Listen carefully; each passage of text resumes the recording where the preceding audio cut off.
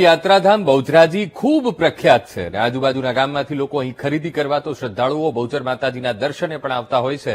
તેથી ગ્રામ પંચાયતનો વિકાસ થાય તે હેતુથી પ્રધાનમંત્રી નરેન્દ્ર મોદીના જન્મદિવસે બહુચરાજી ગ્રામ પંચાયતને નગરપાલિકા જાહેર કરવામાં આવી। ત્યારે કેટલાક લોકો આ નિર્ણયને વધાવી રહ્યા છે તો કેટલાક લોકો આ નિર્ણય સામે નારાજગી દર્શાવી રહ્યા છે। બહુચરાજીના ધારાસભ્ય સુખાજી ઠાકોરે પ્રાથમિક તેમજ આરોગ્યની સુવિધાઓ મળશે તેવો આશાવાદ વ્યક્ત કર્યો હતો। એ એક યાત્રાધામ છે।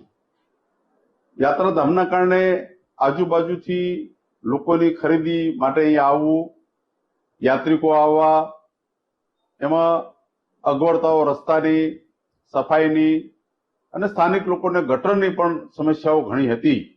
એટલે જ્યારે નગરપાલિકા અમને ભેટ આપી છે સાહેબના જન્મદિવસ નિમિત્તે, ત્યારે અમે આ વિસ્તારનો વિકાસ થશે, સુવિધાઓ મળશે,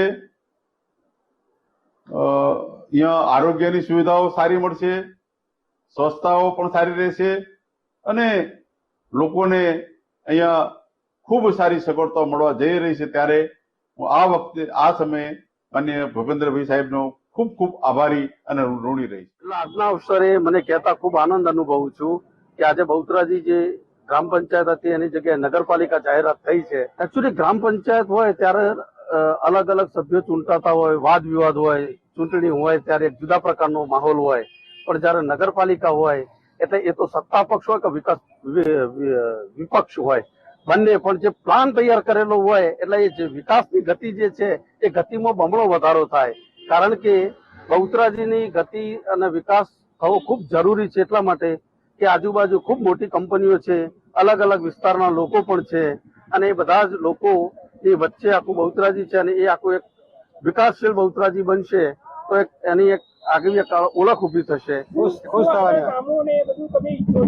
આ બધા રોડ રસ્તા મોટા થાય, ગટરો બંધ થઈ ગઈ, ગટરો ચાલુ થાય, મંદિરના પાર્કિંગની બધી વ્યવસ્થાઓ સારી થાય। શું શું ફાયદા થશે? ફાયદા એટલે રોડ રસ્તા, ગટર, ગામનો વિકાસ, શહેરનો પણ વિકાસ થાય। વ્યાપારી તરીકે મારું એટલું કહેવાનું થાય કે જો એમને નગરપાલિકા બનાવી હતી તો પછી ગ્રામ પંચાયતની ચૂંટણી નથી આપી। એ તો 3.5 વર્ષ ચૂંટણી લેટ આપી, પ્લસ એમને બરખાસ્ત કરી ગ્રામ પંચાયત। આવું ના થવું જોઈએ। પ્રજાનો જનાદેશ આવ્યો હતો, એ જનાદેશનો સ્વીકારીને કમસે કમ 2.5 વર્ષ તો કાઢવા જ જોઈએ ને આવું તાત્કાલિક કેવું બની ગયું? નીતિ નિયમ ઓછો છે બધા। એટલે વેપારી મંડળનો સખત વિરોધ કરો? હા, વેપારી મંડળનો સખત વિરોધ। નગરપાલિકાની અમારે જરૂર જ નથી હાલે। અમારે જે ગ્રામ પંચાયત છે એ બરોબર છે એમ। બરોબર, બસ હવે અમને નગરપાલિકા આવતા થોડી મોંઘવારી વધુ પડે, એના કરતા અમારે જે અત્યારે હાલ ચાલે છે એ બરોબર ચાલે છે। વિકાસના કામો નથી જોતા? વિકાસ તો છે જ ને, ગ્રામ પંચાયત સારો વિકાસ કરી રહી છે અત્યારે હાલ। સાહેબ નવા સરપંચ આવ્યા છે, બહુ સરસ કામ થઈ રહ્યું છે।